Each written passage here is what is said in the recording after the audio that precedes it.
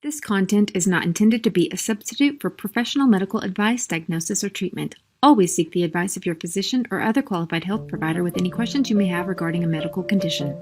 Well, hello YouTube family, it is me, Miss Dana Ashley. Today I'm coming from outside beautiful mountains of Southern California. Wanted to get a little bit of natural sunlight, although I'm pretty much in the shade. You may see some scene changes or lighting or audio changes. I'll try to do my best, but I'm kind of tired of being cooped up in the house all the time, so bear with me. And today, you guys, I have so much incredible information to cover in an effort to keep this video out of the CONTRO list. So I'm going to be using a few abbreviations, and you'll see here, if you look at your screen, the very first word at the top, when I have to say that word, I'm just going to say CV. The second word, this country that the social media doesn't like us to talk about too much, I'm going to say CH.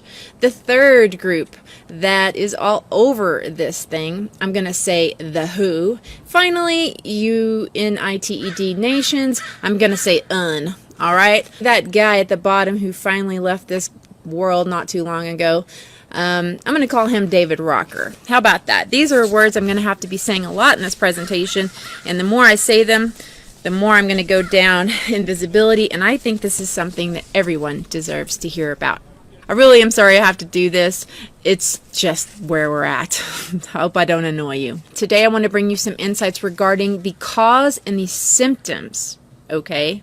Note the word symptoms of CV that you have probably not yet heard. And no, this isn't about some patent or some P4 lab close to the seafood market, but it's about something far more profound. It is concerning the impacts, such as the inability to breathe, such as having a cough with no phlegm. Rather odd for pneumonia, wouldn't you say? And things like suddenly falling over with no other signs of sickness. All of these things can be related to something completely different than a virus. So let's explore this little reported fact about what has been happening in CH. Did you know that this country went live with fully functional FIVEG? Here you can see the announcement from a Chinese website all the way back from 2018 in April that Wuhan, we all know that city by now, don't we, will be a pilot city. Here it says a large-scale FIVEG network engineering program will be piloted in Wuhan. It ends by saying by 2020, 5G network will cover every corner of the city and be available at an affordable price. So if I go to the link and copy it, and then if I go to Facebook to share it, you can't share this link. And your post couldn't be shared because this link goes against our community standards. Interesting.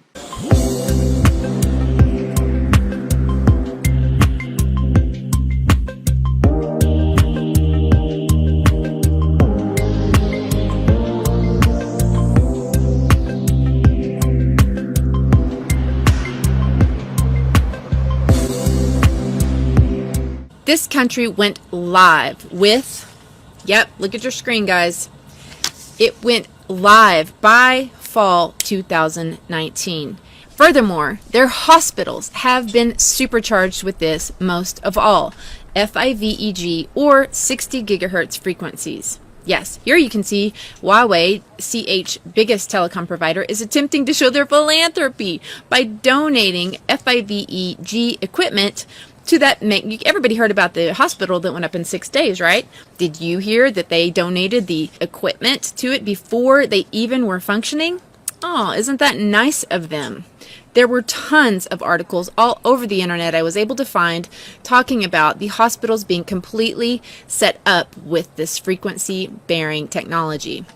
Now, what does it do? For those of you who don't already know, in 2015, over 200 scientists from 41 different countries already communicated their alarm to the United Nations, to the UN, and to the WHO. By 2019, 26,000 scientists had signed the petition calling for a moratorium, an urgent and complete halt to the FIVEG rollout due to its having been proven, quote, harmful for humans and the environment. And in response, they got a big, fat nothing burger.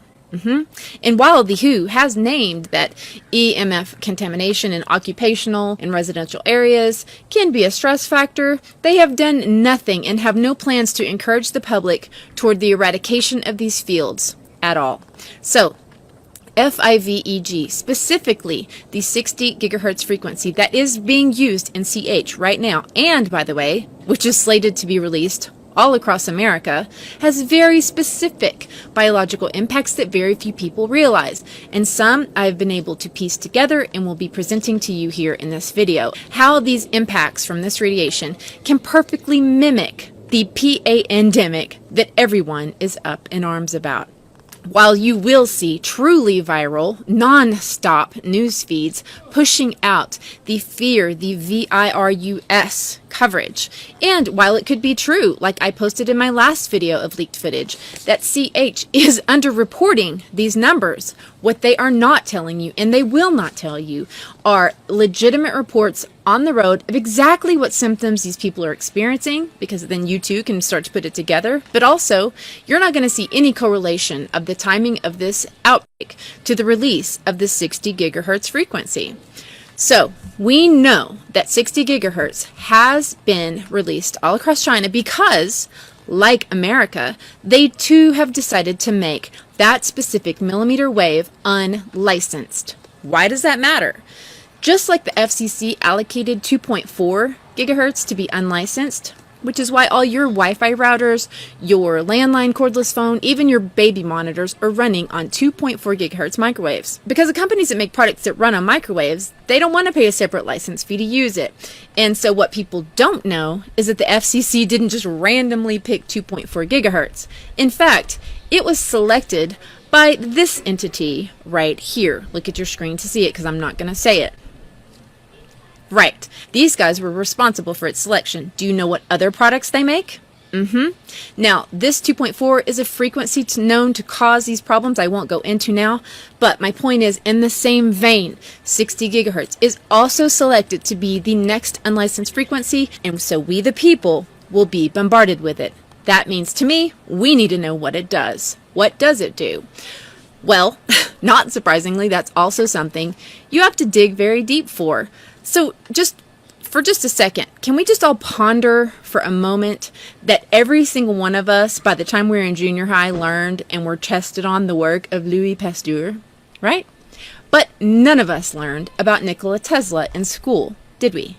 No. Who is Nikola Tesla, you ask? You may know about good old Elon Musk and his car, but do you know who the actual Tesla was? Oh, only the inventor of the AC current. Yeah, that stuff coming out of the socket in your wall that powers everything in your house. He invented x-rays.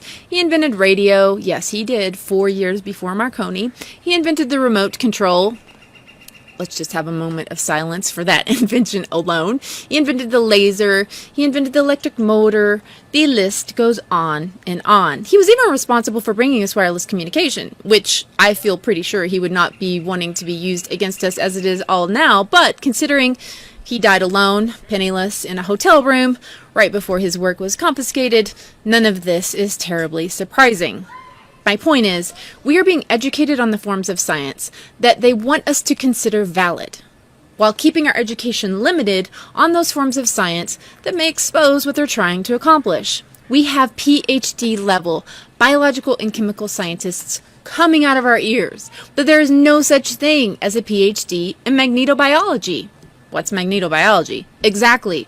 It's the study of how electromagnetic fields, like 2.4 and 60 gig, have impacts on the human body and all biology in general. Like bees, key to our food chain. Wouldn't you think that the study of the very fields that have been exponentially increased upon all of us would be something that these groups would be funding? You would think, but they're not. Anyway, I digress. So, the impacts of 60 gigahertz are not widely published information, but here's what I can tell you. And it's in part, ironically, from the promotional material of the big telecom companies themselves. Here it says, 60 gigahertz has a very distinct impact on none other than oxygen itself. Yes, here are the articles released by companies who are touting the benefits of 60 gigahertz. They openly admit that 60 gigahertz is absorbable by oxygen. You can see in this graph here its impact on oxygen. All the frequencies before 60 gig are not impacted. Then once it hits that frequency, it spikes and becomes hugely absorbed by oxygen. Now in this article by the companies selling products that are going to run on 60 gig, they say that it's going to help its interference levels. Oh, isn't that nice? They don't want your first shooter video games to lag. And most of us know from mainstream releases promoting FIVEG that things like water and trees are going to get in the way of this frequency. So how in the world does this even make sense that we are using it? Unless their intentions are something else besides faster speeds. Anyway, knowing that this frequency impacts oxygen, now does it make sense to you how possibly when you mess with the absorption of oxygen in the human body, let me give you one guess which organ is going to suffer first. The way that the 60 gigahertz impacts oxygen is this. Oxygen, the atom, is O. Oxygen, the molecule, is O2. Two atoms together. Now these two atoms creating the oxygen molecule are sharing some electrons. 60 gigahertz causes the electrons surrounding oxygen molecules to spin. Right. Somewhat akin to how high-powered microwaves running on 2.4 are impacting molecules in foods such as water. They're heating in part by impacting those molecules to rotate or oscillate with each wave. The movement energy from the rotation of these super tiny water molecules is actually helping to heat the rest of the food. So in a similar way that 2.4 causes H2O to oscillate, 60 gigahertz, even at lower powers, is causing the electrons on oxygen molecules to spin. And as you might imagine, changes to the spin frequencies on oxygen electrons can have impacts on human biology. When you breathe in, the reason that breathing air into your lungs gets oxygen into your blood and therefore in important places like your brain is because the oxygen entering into your lungs gets picked up by a very important iron-containing protein called hemoglobin in your blood. But the unfortunate impact of oxygen molecules spinning the electrons is that it makes the hemoglobin unable to uptake the oxygen and get it to the rest of your body. Now, this info is taken from a textbook called Magneto Biology, Underlying Physical Problems. But even beyond this, isn't the fact that the telecom companies are admitting that 60 gigahertz is absorbable by oxygen just stunning information? And shouldn't the fact that 60 gigahertz even fundamentally interacts with oxygen, the most abundant and arguably most important element to all of biological life, be headline news that stops everything until we deeply test the implications of that? If you believe that they must have already tested 60 gigahertz for health and safety, please listen very carefully to what Big Telecom admits when they were asked that very question. 5G, as you well know, also uses higher frequency waves that don't travel as far and will rely on a network of hundreds of thousands, potentially millions of small cell sites. And the question then is, are there any health implications, any public safety implications? So my question for you, particularly Mr. Gillen and Mr. Perry. Thank you, Senator. I think, thank you for your focus on the issue. Safety is paramount, and as you alluded to, we rely on the expert agencies, we rely on the findings of the FDA and others as to the requirements to keep all of us safe. There are no industry-backed studies, to my knowledge right now. Happy to visit with you as to what opportunities you think there needs to be more studies, and we're always for more science. We also rely on what the scientists tell us. So essentially, the answer to my question, how much money? Zero. I can certainly follow up with you, Senator. To my knowledge, there's no active studies being backed by industry today. Anybody else know of industry commitments to back research, fund it, support it, to ascertain scientifically the health effect? No, I'm not aware of any. So there really is no research ongoing. We're kind of flying blind here, so far as health and safety is concerned. Thank you, Mr. Chairman. Thank you.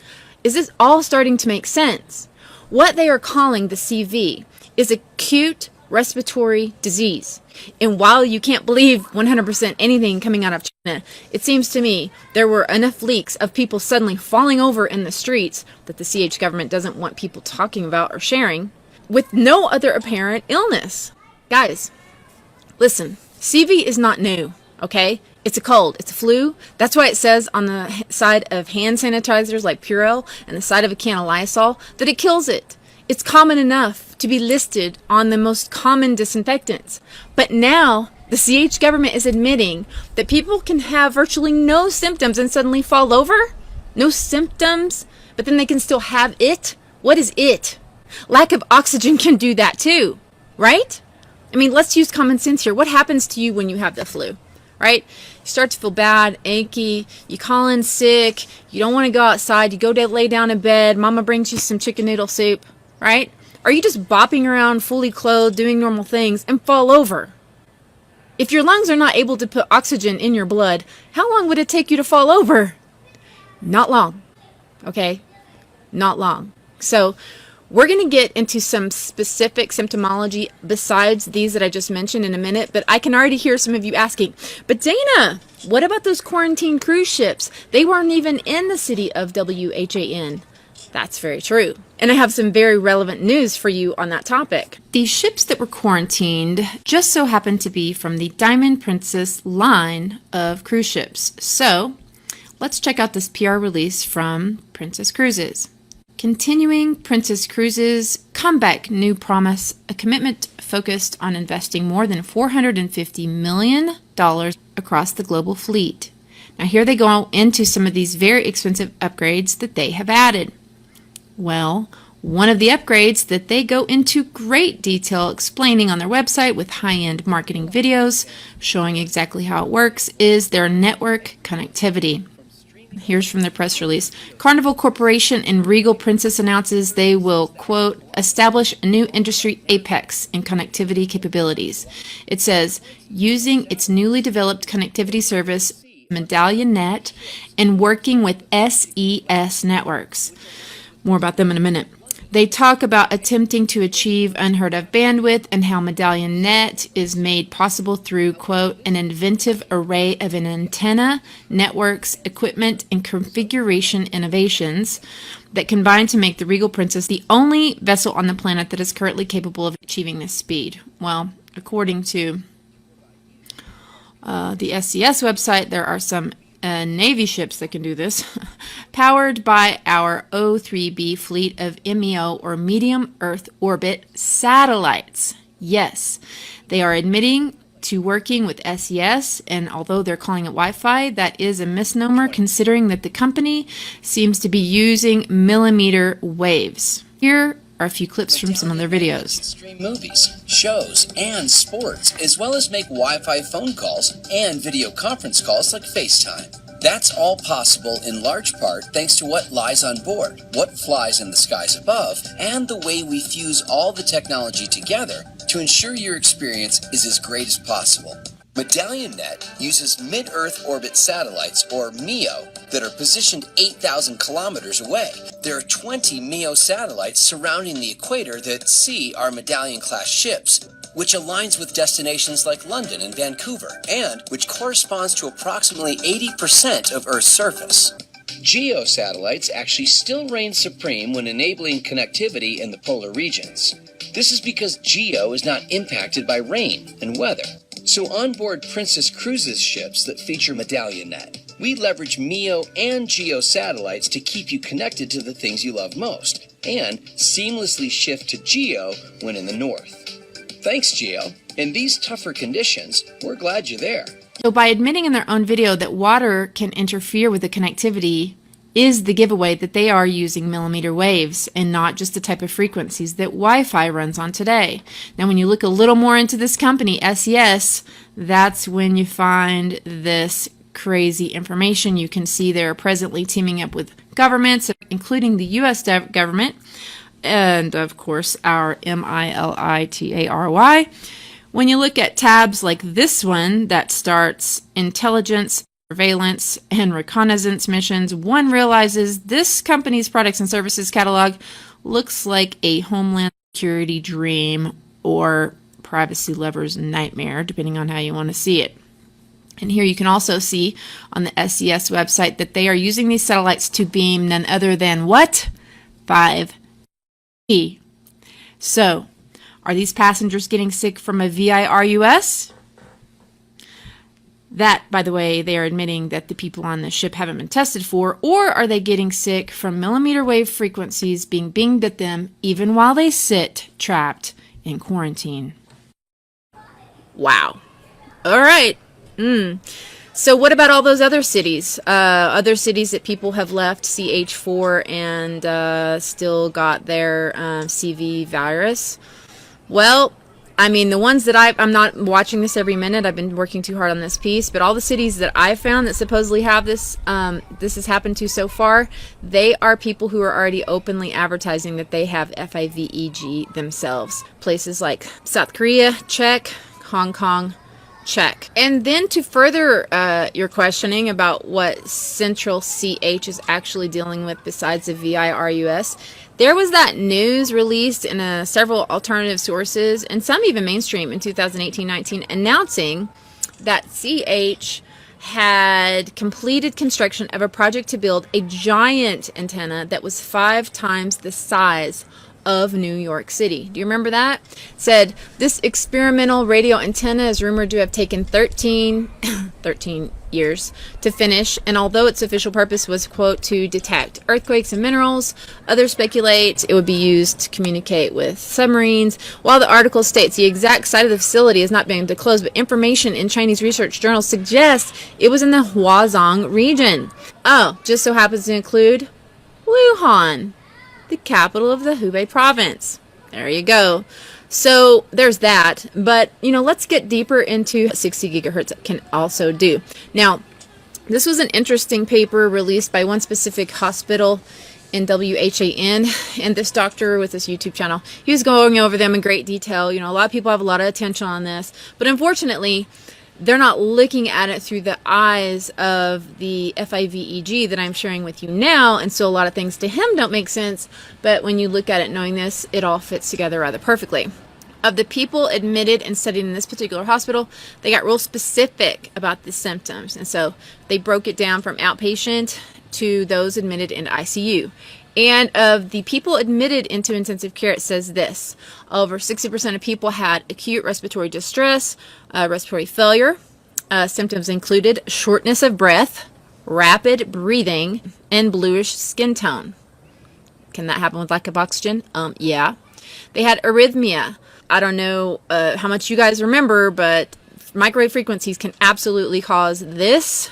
He couldn't explain it with his normal background. There was also shock. That is a state of insufficient blood flow to the tissues as a result of problems with the circulatory system. Now, of all the muscles that work really hard, wouldn't you say your heart is one of them? So when you start running, you start breathing hard. Why? Your muscles need more oxygen to continue working, right? Now, if you're not getting that into your muscles because it isn't coming into your hemoglobin, there's no feeding your muscles, including your heart, thus, right, acute cardiac injury, which is also listed in this. Now, while it's true, pneumonia also causes respiratory distress and an inability to get proper oxygen. That's true. However, don't we all know by now that pneumonia causes your lungs to do one basic thing? Fill with fluid. Fill with phlegm. Yummy. Almost every 101 tutorial on pneumonia says the same thing. The main problems with pneumonia are the lack of oxygen as a result of phlegm. And how you can even tell what phase of pneumonia you're in according to the color of your phlegm. Well, check this out. Now, much of what I'm finding regarding this CV is pointing to people who don't actually have fluid in their lungs at all, but they have dry coughs. Not wet coughs like this, but dry coughs with no phlegm. So in the same report, this doctor found the same thing, dry cough. But also, these social leaks of media, people who are using social media, they're so desperate. They're desperate to get help. Here they're saying the same thing. Look at this. Inability to breathe and dry cough. So please, would one of you virologists care to explain to me why these people have respiratory distress, aka can't breathe? if there's no phlegm causing the problems with oxygen uptake? I mean, besides the 60 gigahertz frequency making hemoglobin unable to properly bind to oxygen. Now, a lot of people had scans. Scans are showing that people have damage to the lungs. But how do we know that this isn't due to other repercussions of millimeter waves on oxygen itself? I mean, when your voice, I mean, this is slightly off topic, but not really. When your voice matches a frequency of a crystal glass, it becomes absorbed by it and it shatters, right? I'm just saying, why am I having to ask these questions? Also, it's mentioned, acute kidney injury. We know kidneys can be damaged when there's so little oxygen in the blood that the other gases become higher, like carbon dioxide in the other ones. Acidosis of the blood happens. Again, guys, I am not a doctor. Do not listen to anything I say. This is for entertainment purposes only. However, I'm just trying to use common sense here and ask some questions that no one else seems to be asking. So, CV seems to cause many problems, okay? They can all be tied to a lack of oxygen and acidosis of the blood. Now, we know that the impacts of magnetic frequencies can have a result of things like seizures, right? How often do people with pneumonia have seizures? But we have seen tons of leaked footage of people with exactly that, seizures. I've also heard fungal infections mentioned in relation to this, and electromagnetic fields can absolutely exacerbate fungus and mold. Now, of course, people talk about fevers in the media, but they also say they can have all these problems without the fever. I mean, how many times have you had flu without the fever? I'm just saying. But along with this theory I'm sharing, wouldn't it make sense, given the possibility of a frequency WEAPON? How do we know if a mild fever can't also be a result of all these other aspects of 60 gigahertz? The answer is, we don't know. We don't know. And I don't want to belabor this, but please, could someone out there who actually knows magnetobiology and who's not employed by the WHO or a big pharma company get on this? Because I'm not qualified. If you're really starting to take all of this in, everything that I'm saying, and you're starting to consider this as a possibility, your mind may start to spin with the major implications, and it should. When you consider how huge a narrative, guys, when have you seen more? Every single video on YouTube has millions of views and hundreds of thousands of views on this. And you're thinking, how could they lie, right? You have to ask yourself, who does the MSM work for? And if you already know the answer to this question, please feel free to fast forward a few minutes, but I like to make my videos for everyone. So for those of you who haven't questioned this, we all need to understand whose agenda we are dealing with when we are watching mainstream agenda.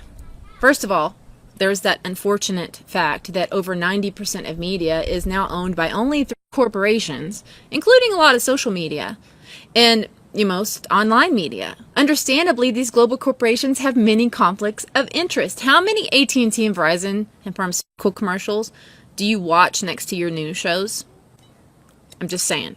So you need to know whose voice you're hearing when you listen to their fear-mongering tactics. To help you understand, you must take anything that the media promotes heavily with a boulder of salt. I'm going to share with you a very special quote from a very unique person. A person whose lineage not only started and continues to rule big oil, but whose philanthropic foundations also infiltrated the very medical institutions who teach our doctors what medicine is. Please watch How Big Oil Conquered the World by James Corbett to learn much more in depth about this most important topic. So, what does this man say about media? This man with this lineage. He says this. The following quote was taken from a 1991 speech and released transcript of a private Bilderberg group meeting in Germany, who, interestingly, also apparently had Arkansas Governor Bill Clinton in attendance. We are grateful to the Washington Post, the New York Times, Time Magazine, and other publications whose directors have attended our meetings and restricted their promises of discretion for almost 40 years. It would have been impossible for us to develop our plan for the world if we had been subject to the bright lights of publicity. But the world is now more sophisticated and prepared to march toward a world government.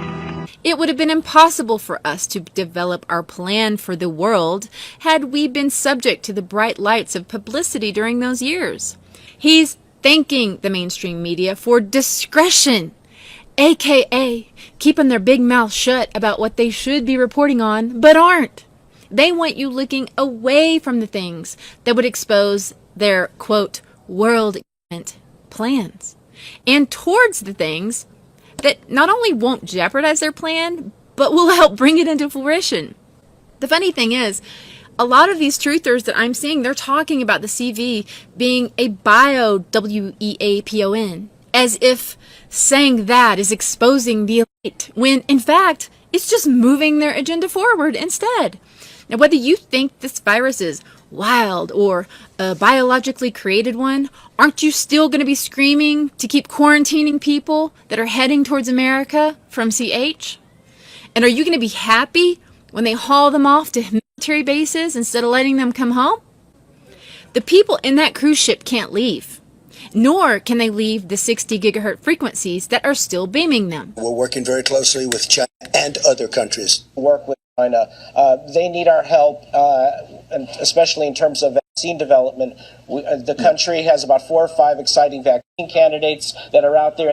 Meet Peter Hotez, who not only received his PhD from Rockefeller University itself, but a shill of a man who rides on the millions of dollars of funding allocated towards constant vaccine production.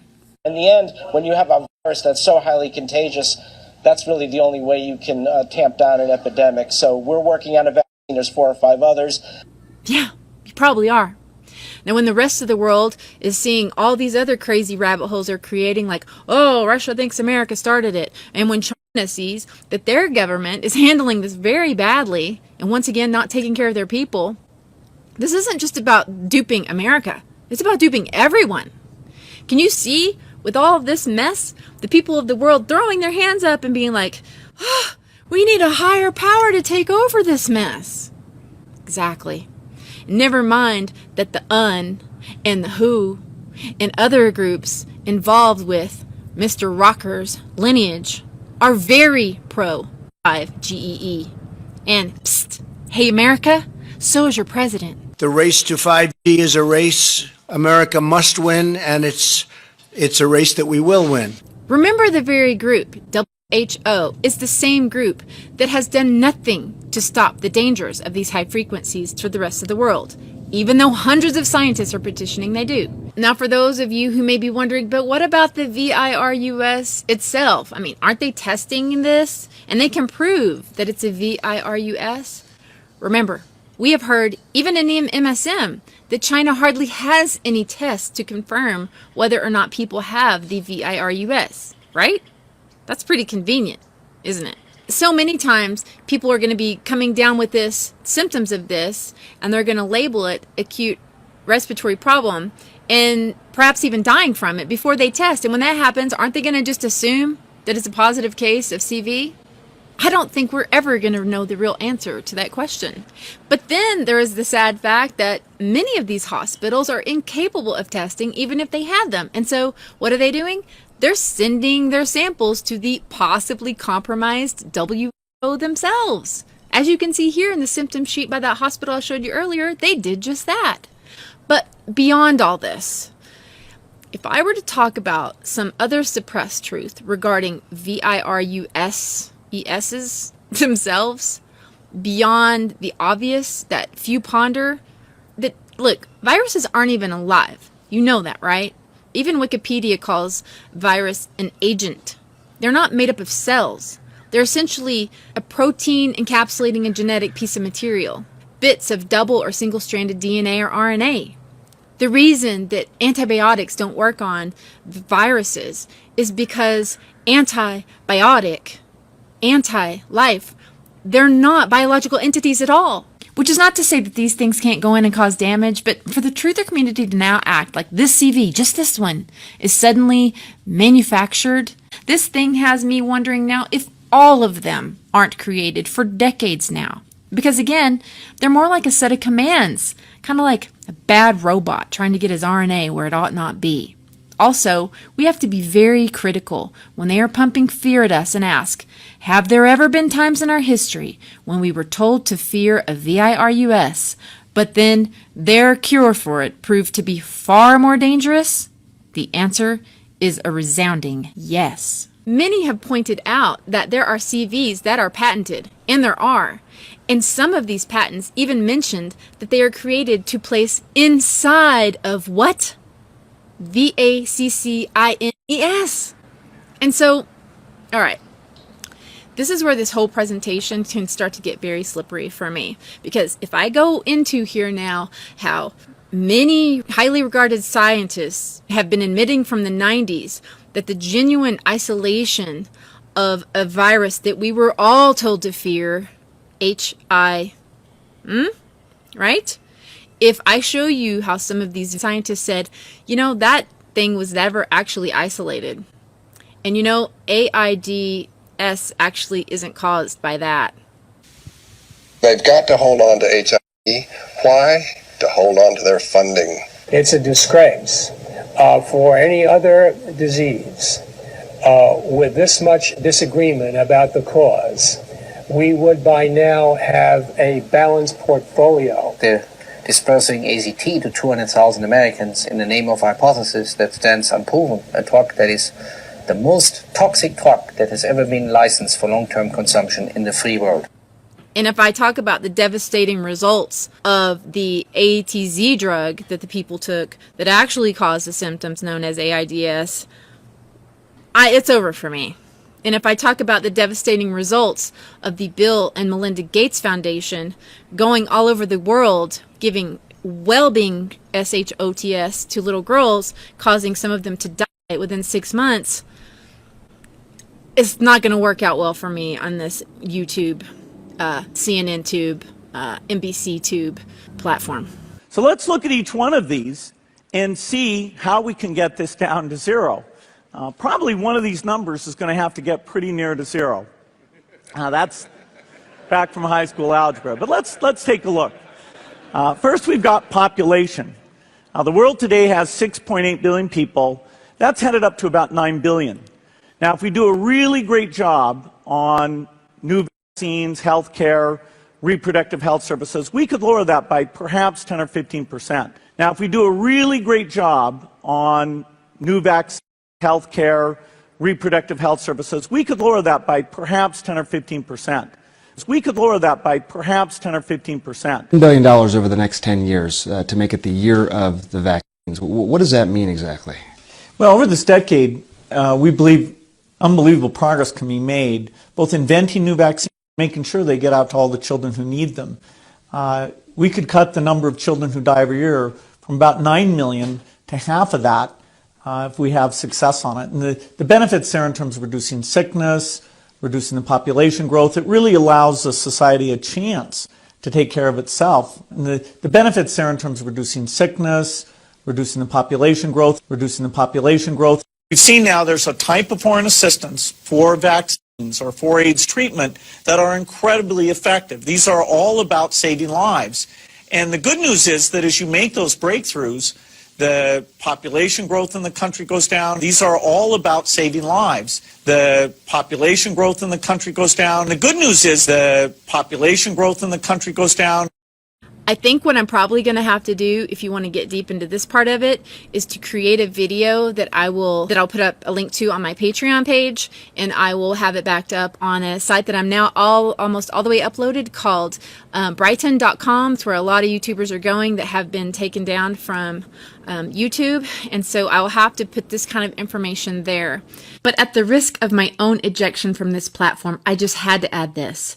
Mr. Gates' constant reiterating of the benefit of these shots being able to reduce the number of humans in the world may seem completely bizarre, unless you also happen to read section 13 on the insert of almost every inoculation created, which requires that they admit that not only have they not been tested for the ability to cause the big C, that rhymes with answer, but also have not been tested for genetic mutation, or the ability to, quote, impair fertility.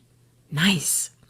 But the last incredibly pertinent thing I'll show you regarding this entire CV issue and the whole video would be this study right here. Huge eye-opener regarding why there needs to be proper testing of these frequencies as well as of the SHOTS for mutations. Check this out.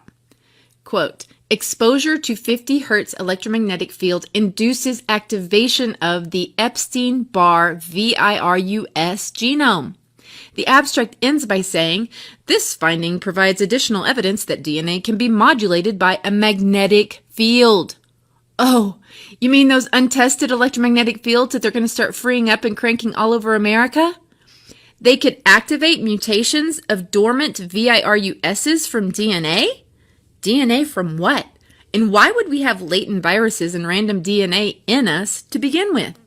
Do any of the vaccines on the childhood schedule contain monkey kidney cells? Well, the polio vaccine does. Are you aware of any simian, monkey, viruses, meaning viruses that come from primates, that contaminated polio vaccines and infected individuals receiving the polio vaccine? Yes, SV40. Okay. And what does SV40 stand for? Simian virus 40. Okay. And was it the 40th simian virus found? Is that why Yes. it's called? Are you aware of any virus from any animal other than simian or bovine that is in any vaccine? Yes, there's a pig virus present in one of the rotavirus vaccines. Can you go to Kinrix on the first page? Yes. Tap IPV. Do you see in the third line down, it says calf serum?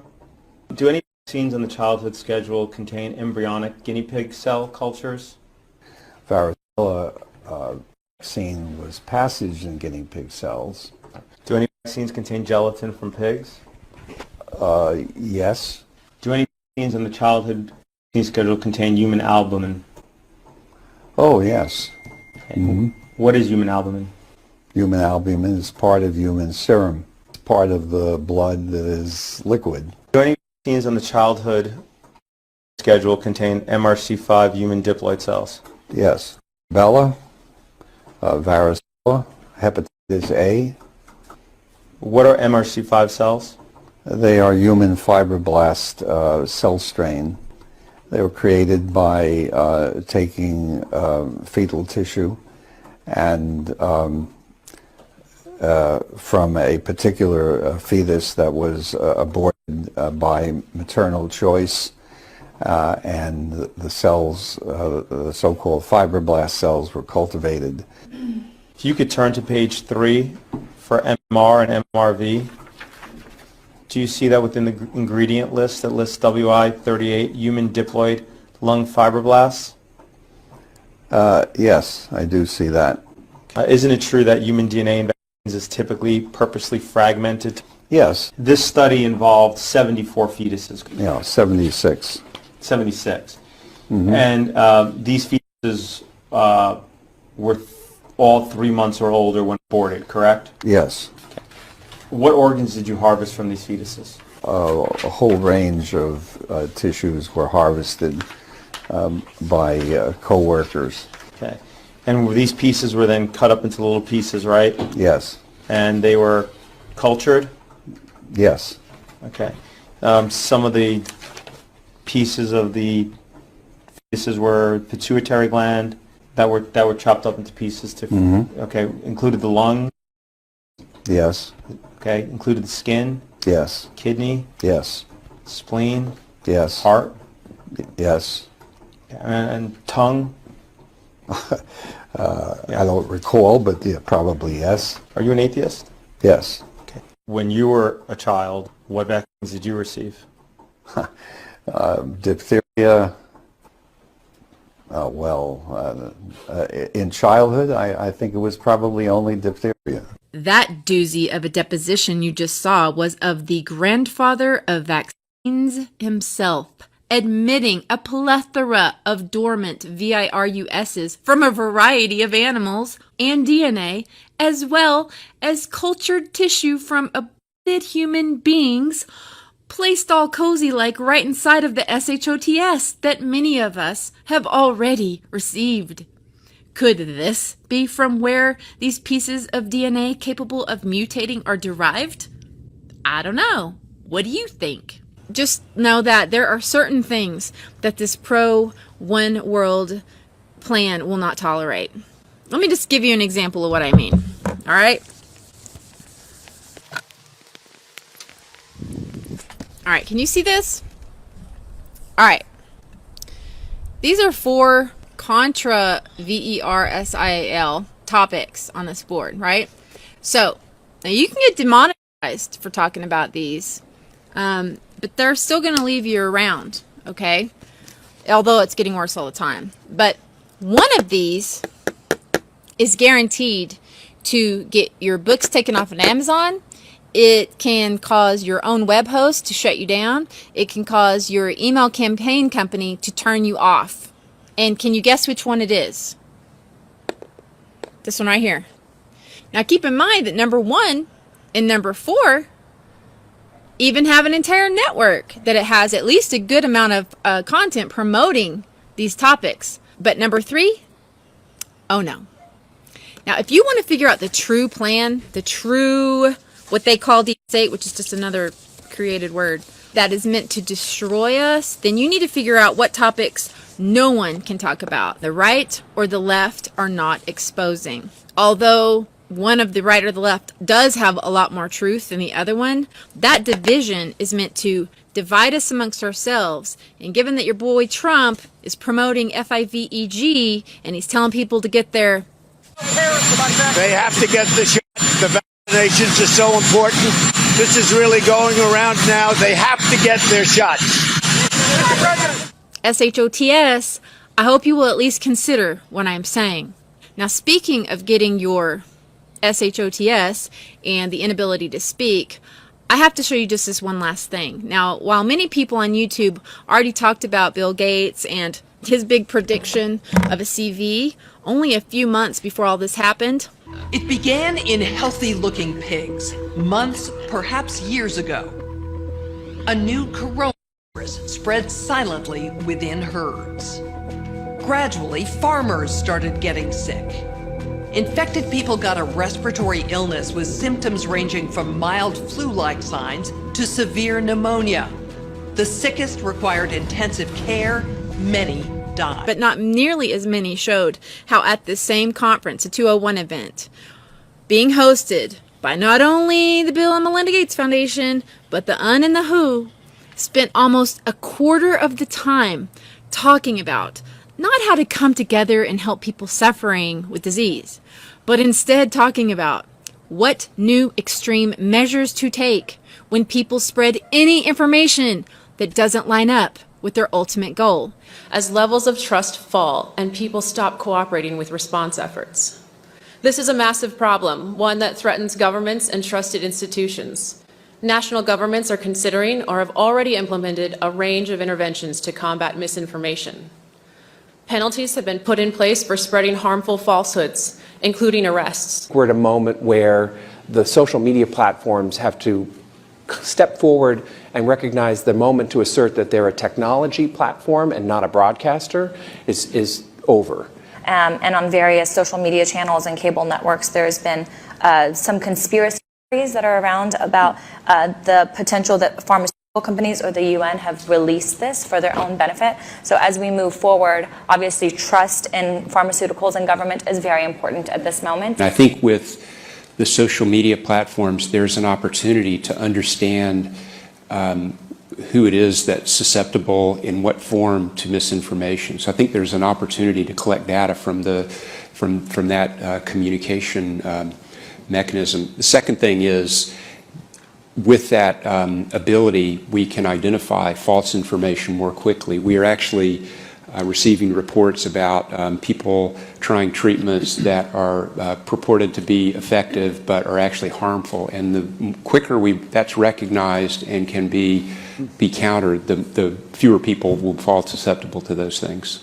One thing we haven't spoken about, and I'm wondering whether it's time to talk about this, is a step up from the part of the governments on enforcement actions against fake news. And they were clear what the ultimate truth that they would validate would be. I think a couple of things we have to consider are, even before this began, the anti-vaccine movement was very strong, and this is something specifically through social media that has spread. So as we do the research to come up with the right vaccines to help prevent the continuation of this, how do we get the right information out there? How do we communicate the right information to ensure that the public has trust in these vaccines that we're creating? Other tactics that they mulled over under the disinformation part of the summit included how they thought that it's not only best to saturate the mainstream media with their version of truth. So there is work that's being done to actually create algorithms to sift through information on these kind of social media platforms. And I know that the Gates Foundation and others are funding organizations to work on things like this. Which, thanks to Susan Wojcicki turning YouTube into NBC Tube and CNN Tube, that's already happening here, check. But they also mentioned how important it would be to reach into private businesses, to get CEOs of corporations to encourage people to do what they say. There's considerable trust by employees of their employer, and that's been borne out by our own trust barometer in the last several years, where it's extraordinary the amount of trust given to the employer. And coupled with that, in times of crisis, as we're living, the role of the CEO and the trust given to the CEO for advocacy and for advancement of accurate information is considerable. They are so desperate to garner trust however they can. They even mention multiple times infiltrating faith-based organizations. I do think that there needs to be sort of an honest broker, a centralized command and control organization that really brings together the public-private sector, both on a global approach and also on a local approach. Thank you. Yes, I agree. And I wanted to speak to the point about having the honest broker. And I think in this regard, the United Nations fits the bill.